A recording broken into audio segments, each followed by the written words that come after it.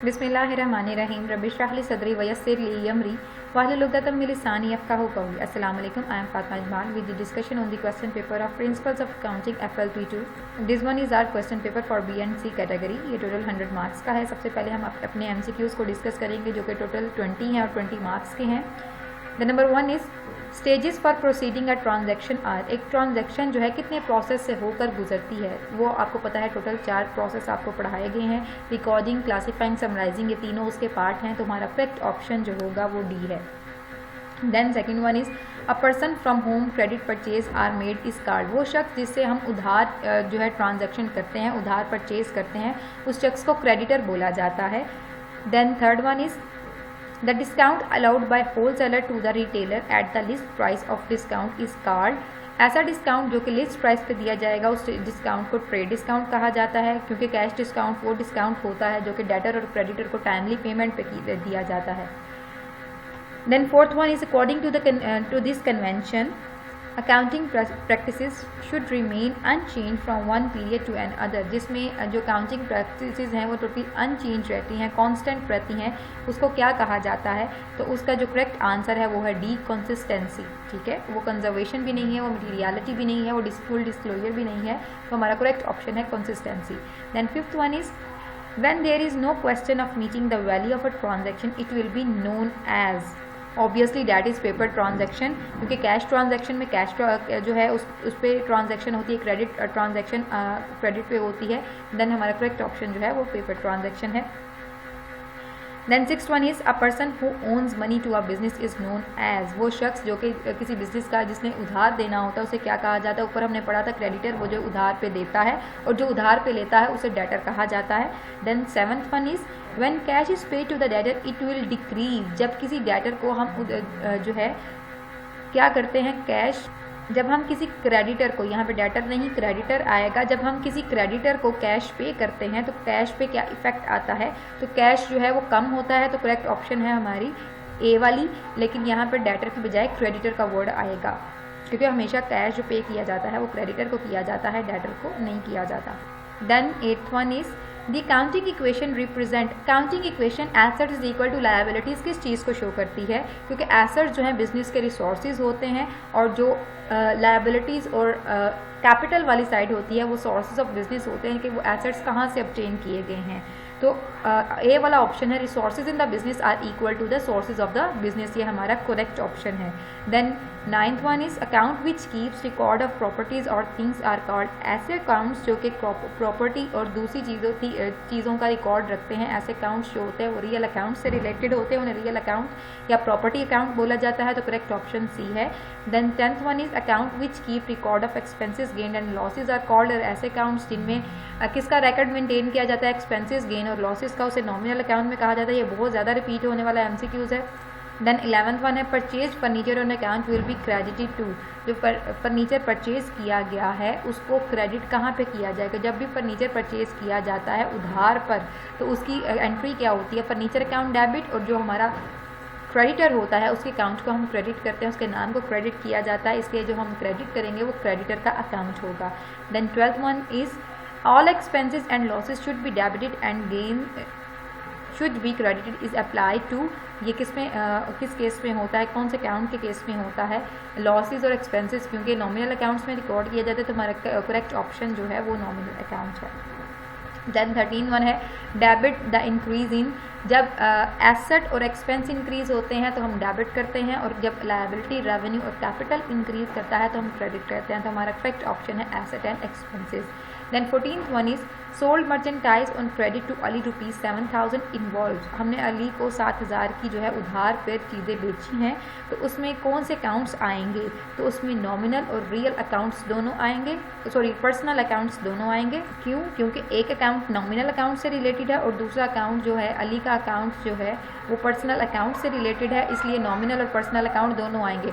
Then 5th one है invested ₹2 lakh cash, building ₹7,50,000 and furniture ₹25,000 involves. क्योंकि इसमें जो है एसेट्स भी और पर्सनल अकाउंट्स दोनों इन्वॉल्व हैं, इसलिए इसमें जो इसका करेक्ट ऑप्शन है वो रियल अकाउंट है, क्योंकि रियल अकाउंट एसेट से रिलेटेड होते हैं और पर्सनल अकाउंट जो कि पर्सन से रिलेटेड होते हैं वो दोनों आ जाएंगे इसमें। Then 16 is patent is an example of, patent जो है वो हमारा फिक्स्ड एसेट है, तो ये एसेट की एग्जांपल है, तो हमारा करेक्ट ऑप्शन ए होगा। देन 17 वाला जो है हमारा the amount becomes due to the customer is called, वो अमाउंट जो कि कस्टमर पे ड्यू हो जाती है, वाजिब हो जाती है, उसने अदा करनी होती है, ऐसी अमाउंट को जो है हम कर्जा कहते हैं, डेट कहते हैं, तो करेक्ट ऑप्शन है हमारा सी। देन 18th वन है the debt which are irrecoverable from the debtor are called, ऐसे डेट्स जो कि हमारे डेटर से रिकवर नहीं होते, ऐसे जो हमारे डेट्स होते हैं उन्हें बैड डेट्स बोला जाता है। देन 19th वन जो है हमारा error of principle arises when, error of principle कब अराइज होता है, इसका करेक्ट ऑप्शन है जी, any transaction is recorded in fundamentally incorrect manner, error of principle जब हम जो है प्रिंसिपली जो है गलत काम करते हैं, उसको फंडामेंटली जो है उसका जो रूल है वही गलत जो है परफॉर्म करते हैं, तो तब ये एरर आता है। देन हमारा करेक्ट ऑप्शन है डी। देन 21 जो है वो है when 2 or more than 2 errors occurred on the opposite sides of the account and cancelled with the effect of each other are called, ऐसे एरर्स जो एक दूसरे के इफेक्ट से कैंसिल किए जाते हैं, ऐसे एरर्स को बोला जाता है compensating errors. Now we will discuss our short questions जो कि टोटल 10 है। सबसे पहला शॉर्ट क्वेश्चन जो है व्हाट इज़ कैपिटल और ऑनर इक्विटी, कैपिटल की आप यहाँ पे डेफिनेशन लिखेंगी कि कैपिटल वो अमाउंट है जो कि उसके ऑनर की तरफ से इन्वेस्ट की जाती है, देन उसकी एग्जांपल लिखेंगी। देन क्या है जी define separate entity concept, separate entity concept के बारे में लिखेंगे कि ऐसा कॉन्सेप्ट जिसमें एक बिजनेस को एक उसके ऑनर से अलग एंटिटी कंसीडर किया जाता है। देन रियलाइजेशन कॉन्सेप्ट के अकॉर्डिंग जो है एसेट रेवेन्यू तभी रिकॉर्ड किए जाते हैं जब वो बिजनेस में होते हैं। Then what are the 3 basics elements of accounting, 3 accounting equation के एलिमेंट्स कौन से, एसेट्स, लायबिलिटी और capital. Then define double entry system, double entry system के बारे में हमें बताएंगे जिसमें डेबिट एक अकाउंट डेबिट और एक क्रेडिट होता है। हम then what do you mean by real assets, real assets ऐसे एसेट्स होते हैं जो कि एसेट्स या किसी उससे थिंग से रिलेटेड होते हैं। Then define wasting asset, wasting assets ऐसे एसेट्स होते हैं जो कि आहिस्ता आहिस्ता जो है दिन ख़त्म होते जाते हैं और एक टाइम पीरियड के पे जो है एक टाइम पीरियड के बाद टोटली एग्जॉस्ट हो जाते हैं, ख़त्म हो जाते हैं, जिस तरह कोल्स हैं, माइंस वगैरह होती हैं। Why do mean man unearned revenue, unearned revenue कौन सा होता है, वो रेवेन्यू जो कि अर्न नहीं किया होता, हमने एडवांस में जो है उसको रिसीव कर लिया होता है, ऐसे रेवेन्यू को हम अनअर्न्ड रेवेन्यू कहते हैं। Then what is compensating error, compensating error के बारे में अभी हमने ऊपर एमसीक्यूज़ में भी डिस्कस किया है। And what is suspense account, तो यहाँ पे आप सस्पेंस अकाउंट की जो है डेफिनेशन लिखेंगी कि सस्पेंस अकाउंट क्या है और वो क्यों यूज़ किया जाता है। Then we have our numerical portion जिसमें टोटल 3 लॉन्ग क्वेश्चन हैं। सबसे पहला लॉन्ग क्वेश्चन जो है अकाउंटिंग इक्वेशन से रिलेटेड है, सेकेंड वन जो है वो फाइनल अकाउंट से रिलेटेड है और थर्ड वन जो है वो भी फाइनल अकाउंट से रिलेटेड है। सबसे पहले हम क्वेश्चन नंबर 1 को डिस्कस करेंगे जो कि अकाउंटिंग इक्वेशन से रिलेटेड है। अकाउंटिंग इक्वेशन में सबसे पहले आप फॉर्मेट ड्रॉ करेंगे और उस फॉर्मेट के अकॉर्डिंग जो आप एंट्रीज जो है 1 बाय 1 पास करते जाएंगे। रूल वही है कि जो इसमें चीज़ आएगी उसको हम प्लस करेंगे और जो जाएगी उसको हम माइनस करेंगे। जैसे फर्स्ट वन है mister Roshan commenced business with cash ₹2 lakh. Mister Roshan ने जो है बिज़नेस स्टार्ट किया है तो 2 लाख से स्टार्ट किया तो कैश आया है तो हम उसको प्लस करेंगे। दूसरी तरफ से कैपिटल इंक्रीज़ हुआ है तो हम उसको भी प्लस करेंगे। This one is our solution जिसमें सबसे पहले हमने ऊपर मिस्टर रोशन का नाम लिखा, देन अकाउंटिंग इक्वेशन की हेडिंग दी, फिर हमने अकाउंटिंग इक्वेशन को मेंशन किया assets are equal to liabilities plus capital.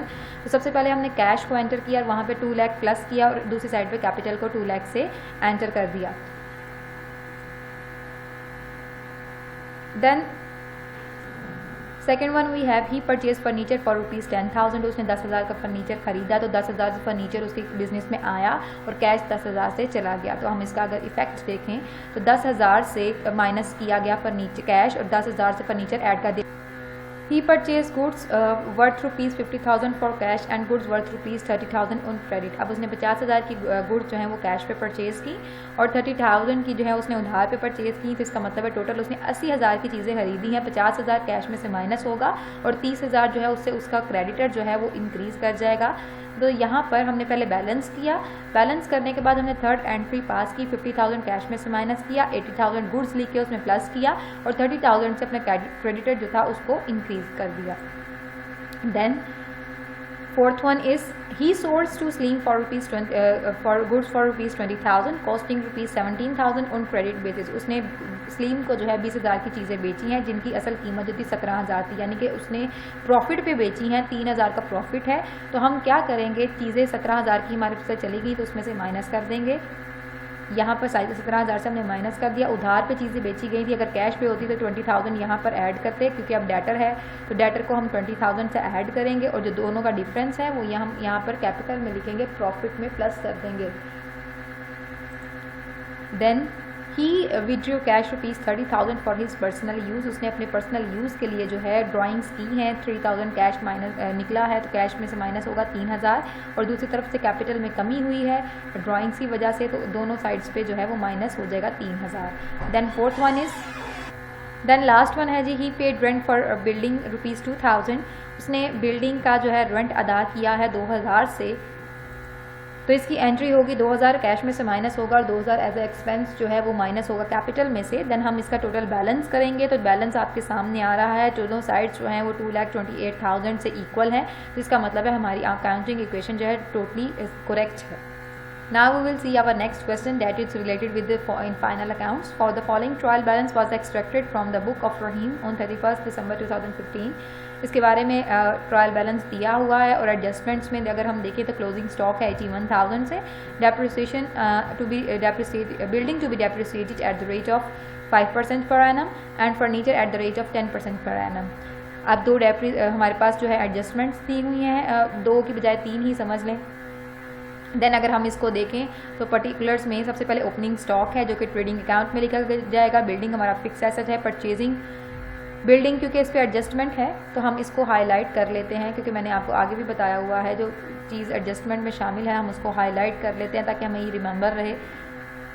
Then purchases हमारे जो है डायरेक्ट एक्सपेंस है, सन्ड्री डेटर्स एसेट में जाएगा। सेल्स रिटर्न जो है ये माइनस होंगी है उसमें से सेल्स में से। कैरेज इनवर्ड ये हमारा डायरेक्ट एक्सपेंस है, कैरेज आउटवर्ड इनडायरेक्ट एक्सपेंस है। सैलरीज हैं हमारी indirect expense. Furniture fix asset, cash in hand current asset. Capital में जाएगा। सेल्स हमारा डायरेक्ट रेवेन्यू है। Sundry creditor that is our current liability and purchases return ये हमारी परचेजेस में से माइनस होगा। यहाँ पे एक और चीज़ थी फर्नीचर जिस पे एडजस्टमेंट दी हुई है, तो फर्नीचर को भी हम हाईलाइट कर रहे थे जब हम मेंशन वही तरीका है जो मैंने आपको वैसे भी क्लास में प्रैक्टिस के तौर पे सिखाया हुआ है, वही सारी चीज़ें हैं, वही सारा मेथड है। हम इसका सोल्यूशन देखते हैं। इन सोल्यूशन सबसे पहले हम trading profit and loss account बनाएंगे और उसके लिए लिखेंगे फॉर द ईयर एंडेड 31 दिसंबर 2015। उसी तरह से सबसे पहले हमने ट्रेडिंग अकाउंट बनाया, ओपनिंग स्टॉक से शुरू किया जिसकी वैल्यू थी 58,000। परचेजेस में से रिटर्न माइनस किया, दैट इज़ जो उसकी अमाउंट बनी आप उसको माइनस करके आउटर कॉलम में हमने लिखी 2,65,000 से। देन कैरेज इनवर्ड 6,000 से हमने लिखा। दूसरी साइड पे डायरेक्ट रेवेन्यू सेल्स, उसमें से उसका रिटर्न माइनस करके आउटर कॉलम में उसकी फाइनल अमाउंट नेट अमाउंट लिखी 385,000। देन क्लोजिंग स्टॉक पे उसको एंड किया और 81,000 से हमारे पास ग्रॉस प्रॉफिट जो है 1,37,000 आया जिसको हमने ट्रांसफ़र किया ब्राउ डाउन के नाम से next profit and loss accounts में। देन हमने डेप्रिसिएशन ऑन बिल्डिंग जो है एट द रेट ऑफ 10% ली 5,000 और depreciation on furniture at the rate of 10% 800। Carriage outward 8,000, salary 16,000 और दोनों को जो है टोटल इक्वलाइज करने के बाद जो हमारे पास नेट प्रॉफिट आया वो आया 1,07,200। ये आपके सामने नेट प्रॉफिट आ गया। अब इसकी बैलेंस शीट को देखें। Then we have its balance sheet जो कि उसमें एज ऑन 31 दिसंबर 2015 एक स्पेसिफिक डे को शो कर रही होती है, एक स्पेसिफिक पीरियड को शो कर रही होती है। देन सबसे पहले एसेट्स वाली साइड पे करंट एसेट्स हमारे पास 3 थे, कैश, डेटर और क्लोजिंग स्टॉक। ये एडजस्टमेंट से हमने लिखा। देन फिक्स्ड एसेट्स में सबसे पहले एडजस्टमेंट बिल्डिंग की बिल्डिंग की अमाउंट लेके उसमें से डेप्रिसिएशन जो है वो माइनस की, आउटर कॉलम में फाइनल अमाउंट लिखी। फर्नीचर की अमाउंट में से उसकी डेप्रिसिएशन माइनस की तो उसकी आउटर कॉलम में फाइनल अमाउंट लिखी। Then sundry creditor current liability में और फिक्स लायबिलिटी में कैपिटल की अमाउंट में नेट प्रॉफिट को ऐड कर दिया क्योंकि ड्राइंग्स हमारे पास अवेलेबल नहीं थी, तो दोनों साइड को टोटल किया तो 2,77,200 दोनों साइड्स का टोटल था। इससे हमारा शो हो रहा है कि हमारा जो है क्वेश्चन है वो बिल्कुल करेक्ट है।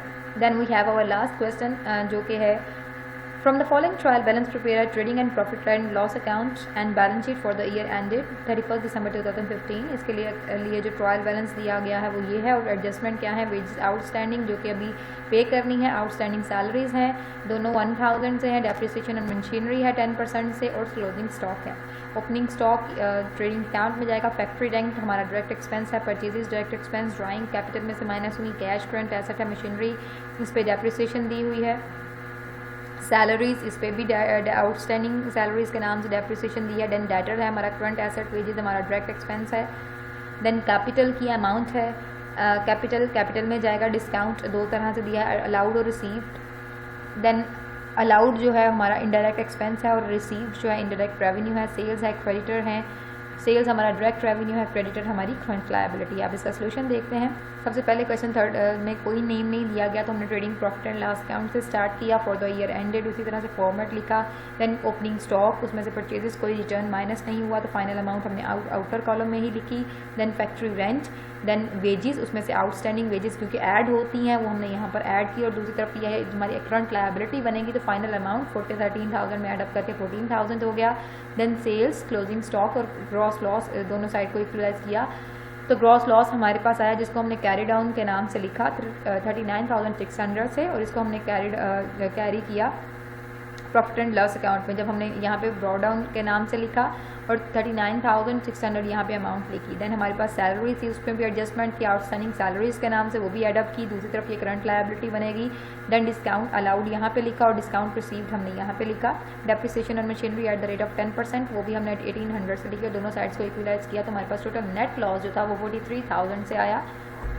अब हम इसकी बैलेंस शीट को देखेंगे तो बैलेंस शीट में उसी तरह से फॉर्मेट लिखा। सबसे पहले करंट एसेट में हमारे पास 3 है, कैश, डेटर्स और क्लोजिंग स्टॉक। इनकी अमाउंट हमने ली थी। क्लोजिंग स्टॉक हमारे पास एडजस्टमेंट में अवेलेबल था। फिक्स एसेट में मशीनरी थी, मशीनरी में से डेप्रिसिएशन माइनस की तो 16,200 की अमाउंट आउटर कॉलम में लिखी। देन आउटस्टैंडिंग वेजेस हमारी एडजस्टमेंट में थी, आउटस्टैंडिंग सैलरीज ये भी हमारी एडजस्टमेंट में थी। क्रेडिटर है, क्रेडिटर की अमाउंट 10,000 से। देन फिक्स लायबिलिटी में कैपिटल की अमाउंट में से ड्राइंग्स को माइनस किया, उसमें से नेट लॉस जो आया था वो माइनस किया क्योंकि प्रॉफिट हो तो प्लस और लॉस हो तो माइनस। फाइनल अमाउंट 49,200 से आई और दोनों साइड को इक्वलाइज करने के बाद जो हमारा आंसर आया वो है 61,200 और जिससे शो हो रहा है कि हमारी बैलेंस शीट इक्वल है और हमारा आंसर भी बिल्कुल करेक्ट है। So that's all for today's lecture. We will meet inshallah in our next lecture. So remember me in your prayers. Allah Hafiz.